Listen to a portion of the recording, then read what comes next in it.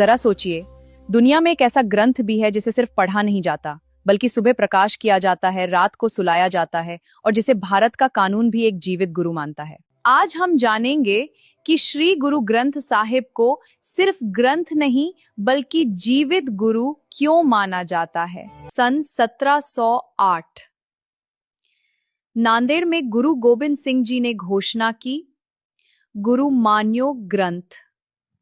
इस एक वाक्य ने मानव गुरुओं की परंपरा समाप्त कर दी और दिव्य ज्ञान को हमेशा के लिए गुरु बना दिया। इसीलिए आज भी इनके पन्नों को अंग कहा जाता है और इनके साथ एक जीवित राजा जैसा सम्मान किया जाता है। लेकिन असली क्रांति यहाँ नहीं थी। असली क्रांति थी गुरु को शरीर नहीं बल्कि शब्द मानना।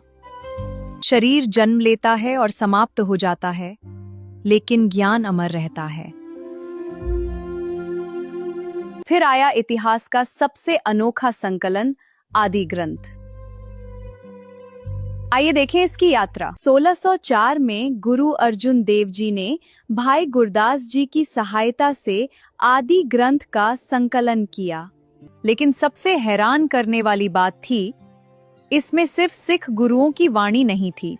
एक ही ग्रंथ में जुलाहा कबीर, मोची रविदास, मुस्लिम सूफी बाबा फरीद और राजा पीपा की वाणी शामिल थी। उस समय जब समाज जाति और छुआछूत में बंटा हुआ था, ये एक आध्यात्मिक क्रांति थी।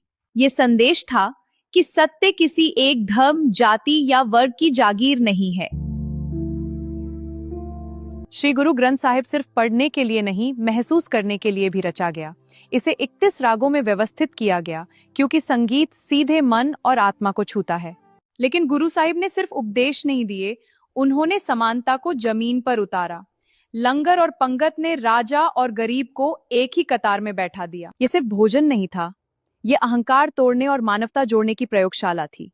पवन गुरु, पानी पिता, माता धरत महत, प्रकृति को भी गुरु जैसा सम्मान दिया गया। इसीलिए दुनिया के कई विद्वानों ने इसे भविष्य का मार्गदर्शक दर्शन कहा।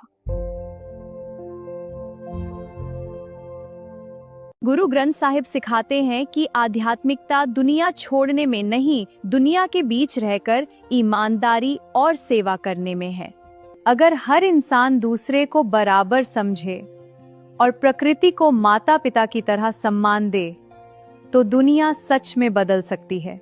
यही कारण है कि श्री गुरु ग्रंथ साहिब एक ग्रंथ नहीं, बल्कि आज भी करोड़ों लोगों के जीवित गुरु हैं। ऐसे ही गहरे विषयों के लिए चैनल को फॉलो जरूर करें।